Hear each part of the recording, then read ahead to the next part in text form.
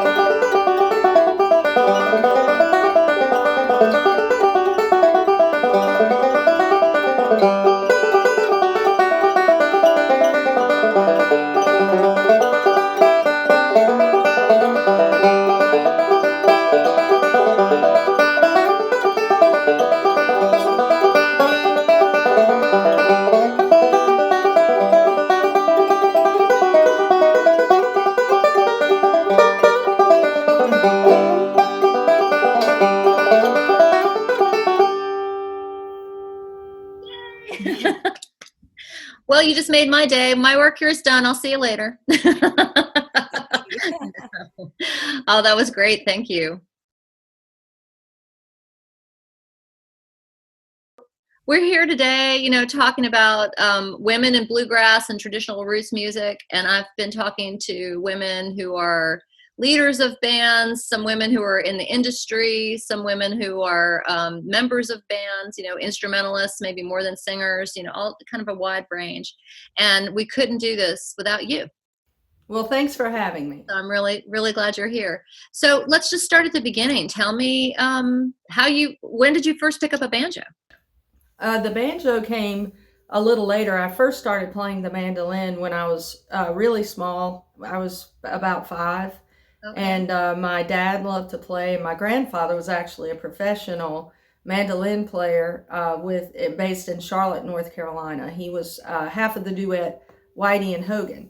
And they were part of the larger group, the Briarhoppers, and had a really successful radio show for many years. So I had my maternal grandfather and my dad, who were both interested in bluegrass. So I started playing the mandolin when I was small. But I got a banjo when I was 12 or 13, and that's really when I started caring about music and getting serious about it. Wow. Okay. I love that story. What was it that made you, what was it about the banjo that made you want to make the switch? Yeah, that's a good question. I distinctly remember hearing the band Doyle, Lawson, and Quicksilver when I was about 9 or 10 years old. And the banjo player who was new at the time was Scott Vestal. And I later went back and found Terry Balcom, who became a huge influence. But the live memory that I have of live music is Scott Vestal with Doyle Lawson.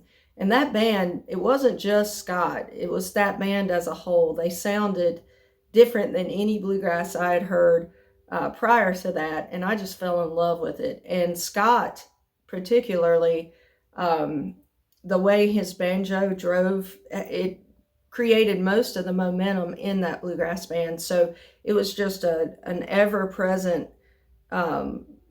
just driving force that kind of propelled the music the whole time.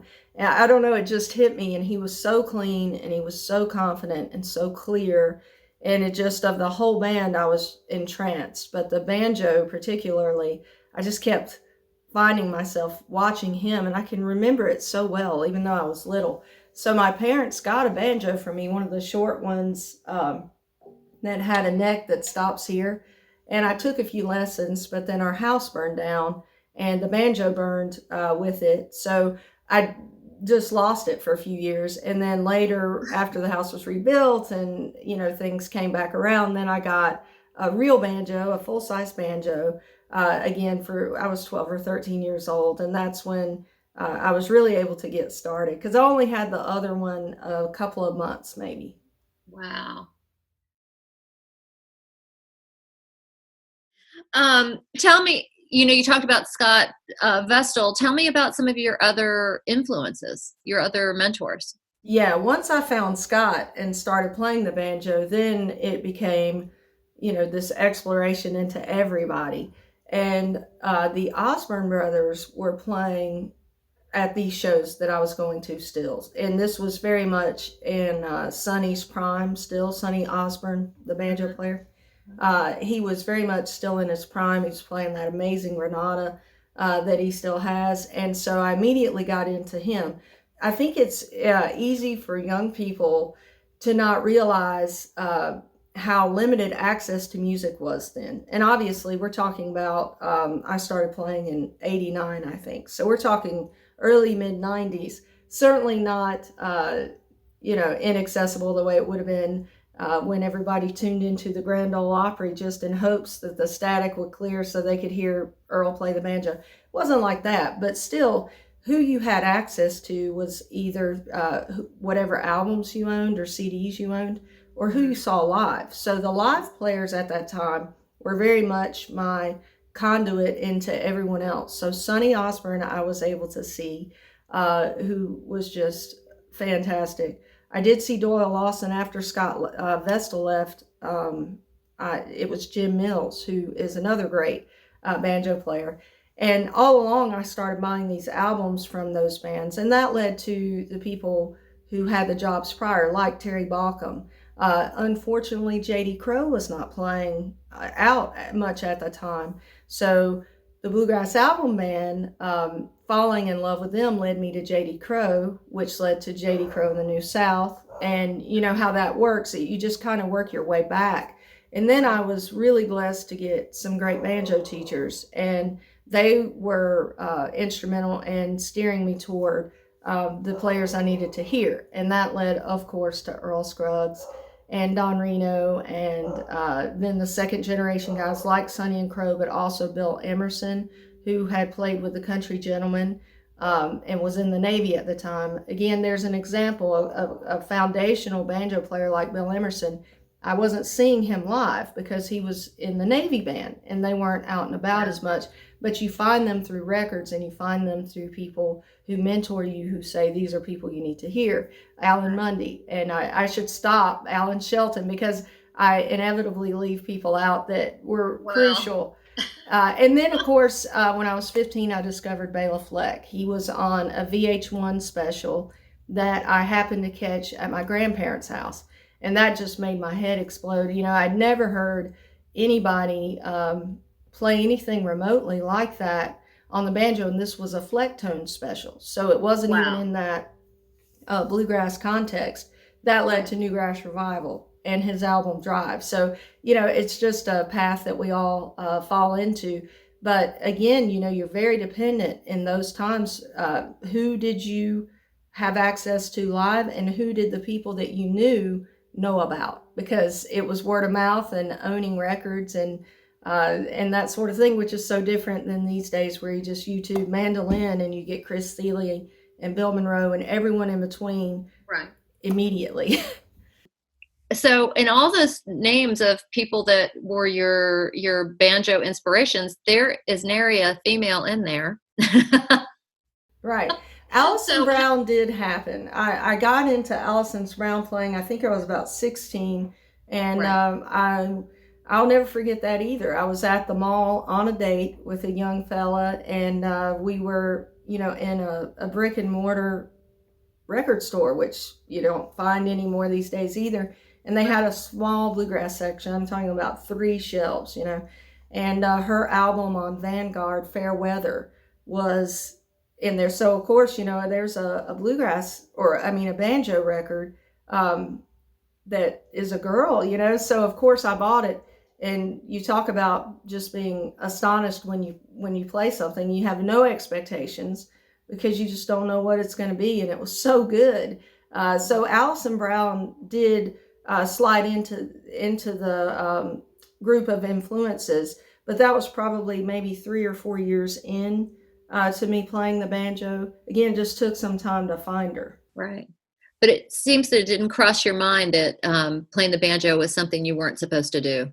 It never crossed my mind, not ever. And, you know, part of that is, again, my family. I think that they never said, you're a girl, you shouldn't do this. They never said that. And then the people that I knew early on who I jammed with, you know, I've made the joke that when I was 13, my best friends were 30-year-old men. And it was really true because I pretty much checked out of school. I mean, I as far as extracurricular stuff, I was super involved in just a whole host of things. And the more I got into banjo, the more everything started falling away. And by my senior year, you know, my mind was so far past what was happening at school, and there were no kids who even knew about bluegrass at school. So what I looked forward to on the weekends was the chance to go play and jam with the little pocket of people we had fallen into. And those guys are still some of my best friends that I will always look back fondly and appreciate, because they were so encouraging and just such gentlemen and just really supportive and, you know, good musicians. It gave me an opportunity to play with people who could play. And I also joined a band. There were other girls, they were female, there were women in this band, this gospel band, when I was about 15. But the heart of where I was growing interest-wise, as far as playing with other people, was just this jam group that we got to know. And we would all go to festivals and play together after the shows ended. It's just really a sweet time. Yeah. That's always been one of my favorite parts about being in the music community, is that a lot of things don't matter. Age and gender and social status or whatever. All that matters is the music. That is one of my favorite things about music in general. And then bluegrass, of course, is kind of where I live and breathe. And, you know, I always want it to be what unites us. It's like, this is what we have in common. So let's enjoy this together, because we desperately need those things, especially right now.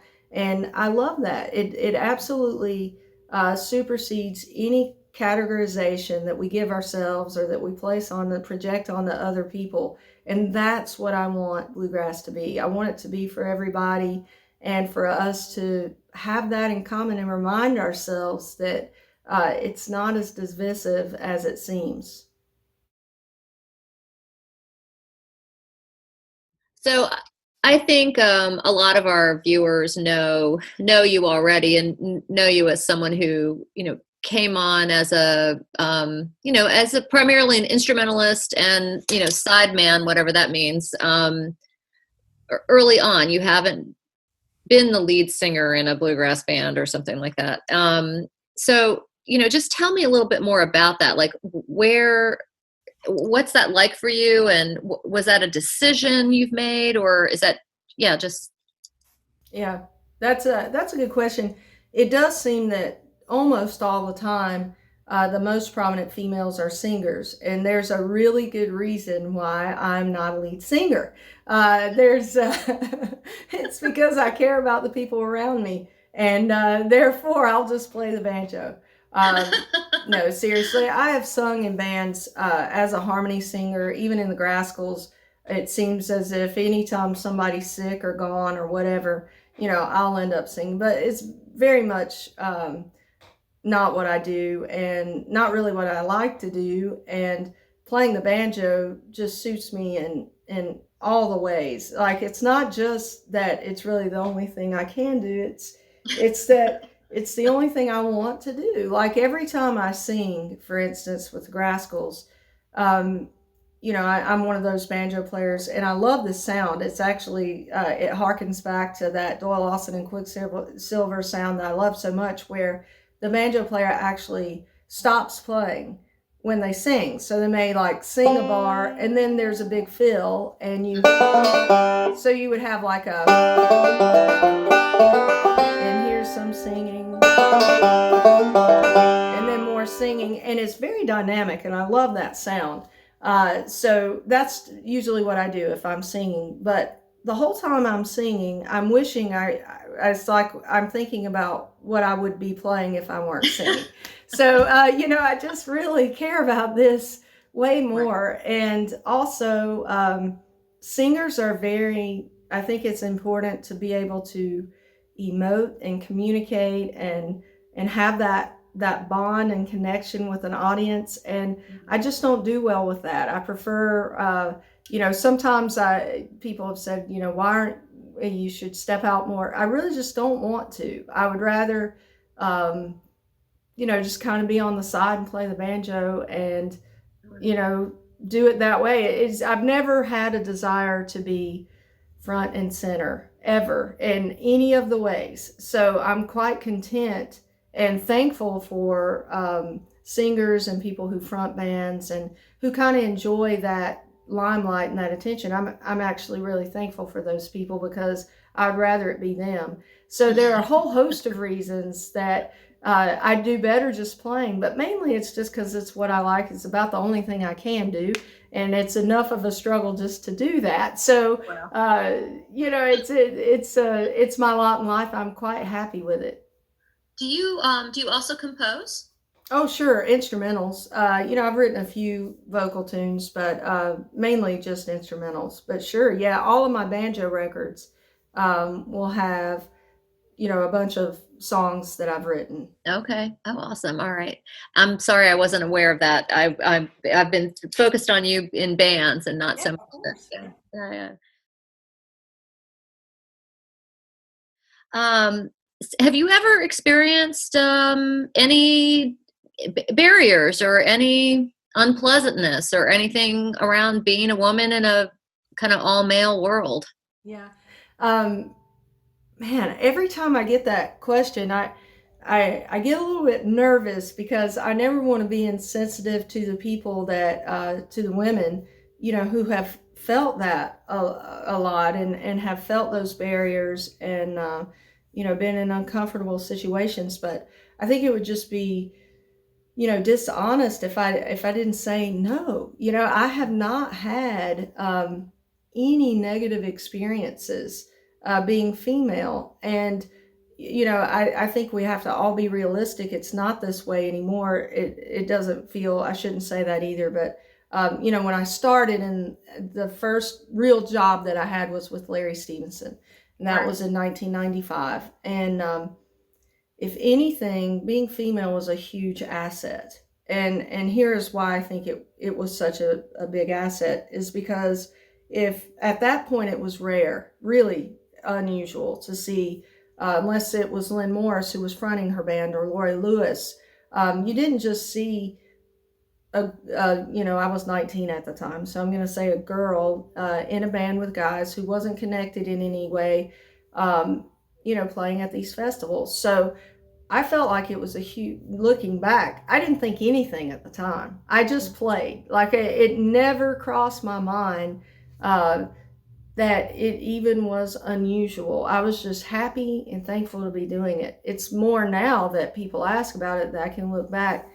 And I think it was a huge asset because if you saw 30 banjo players at that festival, probably you were going to remember me because I was the only girl. I was very young and I was playing in a band with all guys. So I look at peers my age who are equally or better players, and some of them haven't gotten the recognition that I've gotten. And I really believe that part of that is because anything that sets us apart and makes us memorable can be a good thing.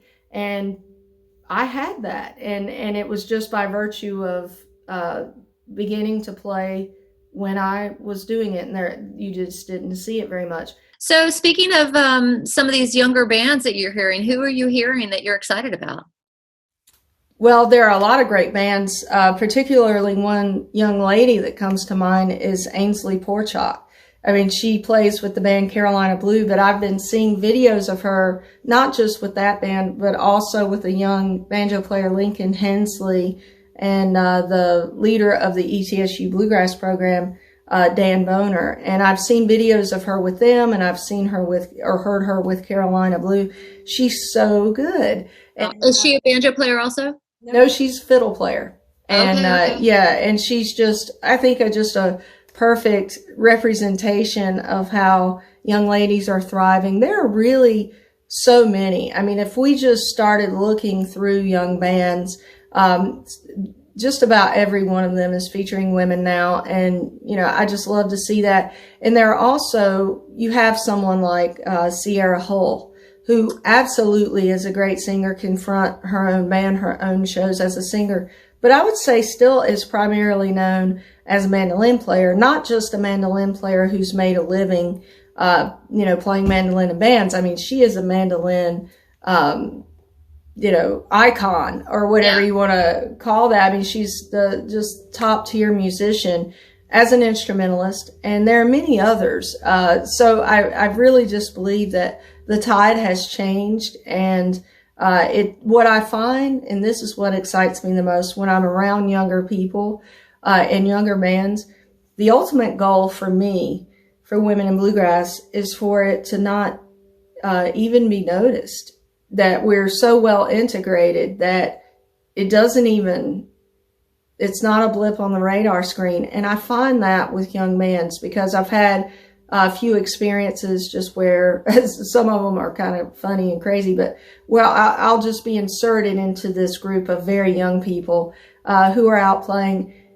It's just par for the course for them, and they don't think anything at all about it. And I think that's really the ultimate goal, and I see that happening, and I'm very excited about it. And I think it just, as with anything, it just takes time. And I'm just so blessed that even though I was certainly not one of the first, I mean, you can talk to ladies who very much paved a path. So I can't say that I was a trailblazer by any means, but, you know, it was still rare when I got started, and I just was spared any of the awful things that you may hear about. I didn't have those experiences. So I don't know what to say other than I'm lucky and blessed.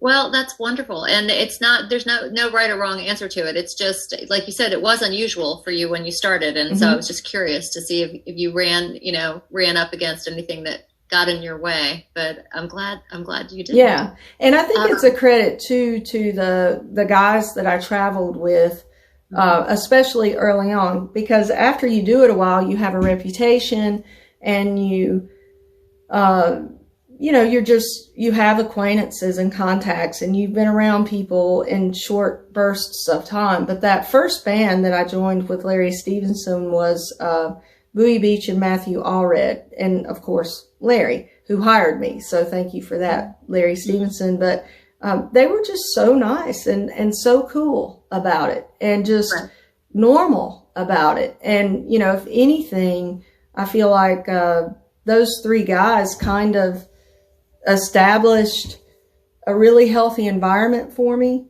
And I just assumed it would be that way, and it has been.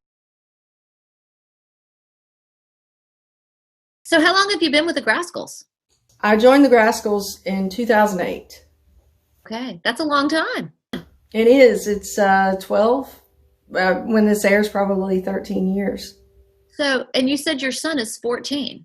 He is. So you've been doing the Grascals all these years also as a parent. Yeah, that was hard. That's probably, if I look back, and people say, what's been the hardest part? It would definitely, I'm going to do this. If people, ask, well, what's the hardest part? What has been the trickiest thing? It hasn't been being female. It hasn't been being a wife. It's being a parent and doing this. But it's not, there's my little dog, everybody. Hogan, as you said, our son grew up. So this is Fisher and he's my new baby.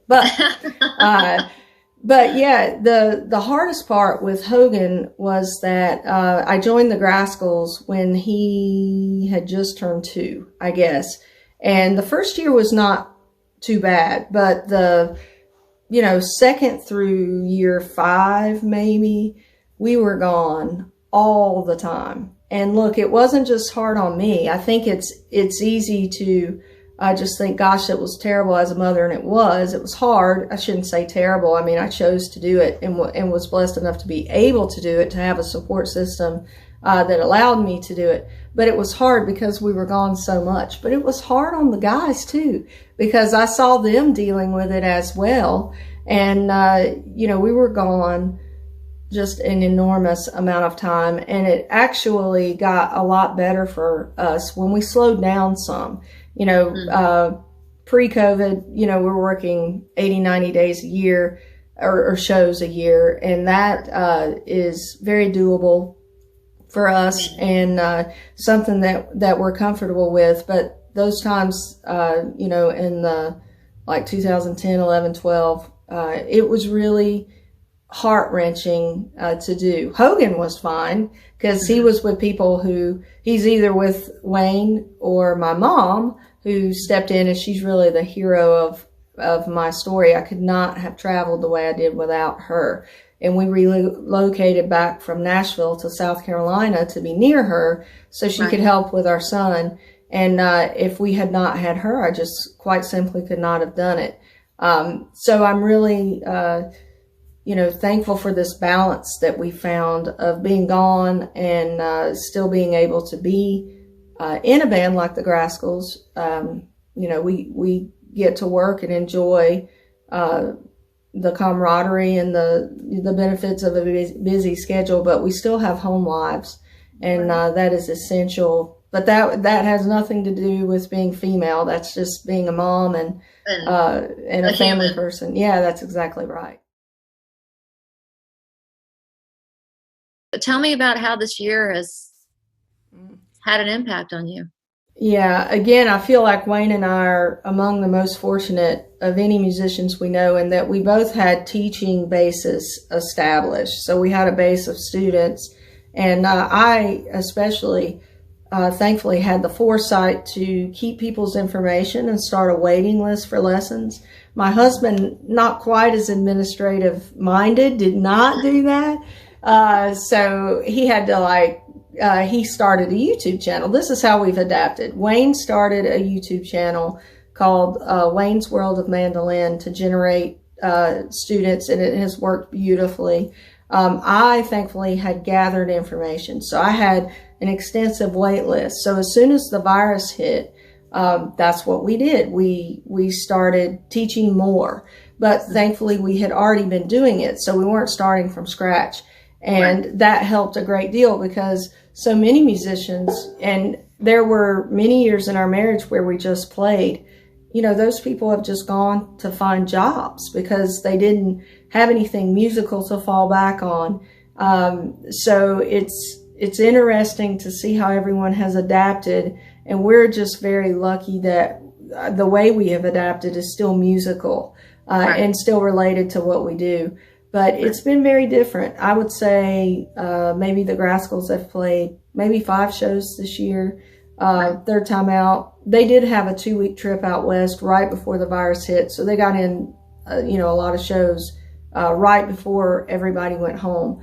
But it's been a time of change for everyone. No one profession is affected, and there are very few unaffected, in other words. But I will say, of course, that musicians are among the most hard hit. Anyone in the entertainment industry obviously is hit. So what's that look like at your house? Do you have 2 different places and you're teaching banjo and he's teaching mandolin at the same time? Yes, I generally just teach in our guest room, and then Wayne does his YouTube stuff over here. I don't know if you can see. There's his little set.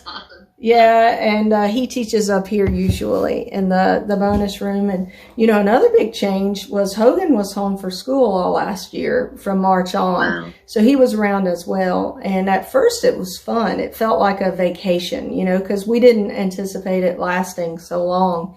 And then the realization set in that we've got to establish a new normal, that shows are going to be gone. So we can't depend on that. And, we've been grateful to our students, and, recording, we've been able to record a good bit. The label that the Grascals are on, Mountain Home Records, is based in Arden, which is basically Asheville, North Carolina. And we don't live far from there. So we've been really, really appreciative to them, because we have had some work with that label in addition to our regular bands. So that's been a blessing too. You and Wayne have gone up and done some things.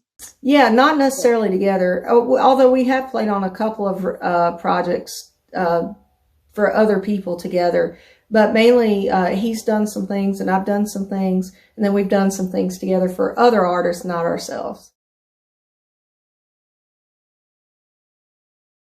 Tell me what is coming next. What are you excited about that's coming up right now? Yeah, right now I am not knee deep. I am like over my head deep in finishing up a book for the Hal Leonard Company. And I am co-writing this book with Bill Evans. Originally, I was going to do the whole thing myself, and then quickly realized I wasn't going to make the deadline. So I was so fortunate that Bill Evans, who is the banjo community greatly benefits from his contributions, because he's a great player, but he's also just really smart, and he writes well and thinks well about the banjo. And so he is co-writing along with me. And the title of this book is my second for the Hal Leonard Company, is 25 Great Bluegrass Banjo Solos. So we write, 2 to 2,500 words about each artist. We tab the solo, we explain how to play it, and then we record it. So it's a big project. I'm taking 13, he's taking 12. And our deadline is January 1st of 2021. So I'm immersed in that right now. The Grascals, in fact, this week, today is a Sunday when we're taping this. This week we record to finish up our next record for Mountain Home Records. I'm producing 4 songs for a young, great banjo player, talented writer, singer, Gina Furtado. We've also played on some different projects. I played on Carly Arrowwood's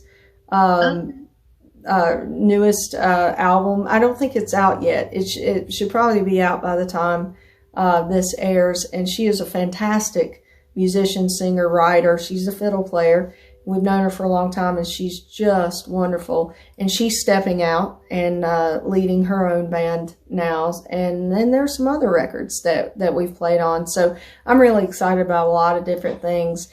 Right now, the book is by far the thing right in front of me, though, that I think about most. One reason I was a little bit late, I got started late with the lighting, trying to make sure you could see me and all, because I was downstairs practicing some of these solos. And I just love that, I'm 44 now, and I still get lost with the banjo. I knew that I needed to get ready for this, and I was just saying, well, I'll just play for 15 minutes. And I looked up and it had been, 30 minutes. But I'm so thankful for that, because that's what music is, and that's what the banjo is for me. It's just this companion that's just always been there, that I think is always going to be there. It's an ebb and flow. It's like any relationship. And I'm really as in love or more in love with it now than I have been in a lot of years as an adult. I think one reason for that is our son is getting bigger. He's pretty self-sufficient. It gives you more time to start thinking more about your career in the banjo again. And I just find myself learning and loving it and being inspired by it. It never goes away. And that's just, how many people can say that about what they get to do? Well, I love that. And I love what that tells younger musicians also, you know, that it's a long relationship with your art that is not always the same, and it changes, and more joy can come, and there can be some difficult times, and then more joy comes again. And that's a good, yeah, that's great. You have seasons of life, and if you're lucky, you'll be able to always protect your love of whether you're a singer or a writer, whatever. But for me, the banjo, you know, I've always wanted it to be there, and there are times when that's harder than others. And right now, I'm just in a really good space with it, where it's just like, it just sits there and it gives you as much as you want, but it doesn't ask for anything. You know what I'm saying? It's like this perfect, it's like Fisher. It's like a pet, you know, it's just unconditional love that requires nothing, but gives so much. And that's what the instrument is. And it really is true. Those cliches, like the more you learn, the more you realize you have to learn. All of that is true. And I think it's just a rare gift to find something that you love, that you enjoy, that is something you can do always. You know, if you're a female athlete, you can just love that. Eventually, our bodies age out of being great at that. You know what I'm saying? I mean, there's all these interests that people love and that are passions. This is one that can be there forever. And I just think I'm lucky to have it. Well, we're lucky to have you playing it. If I can remember it, I'll try to play a tune. That sounds great. Maybe one that I wrote, just so it's... Okay, you ready? Yeah.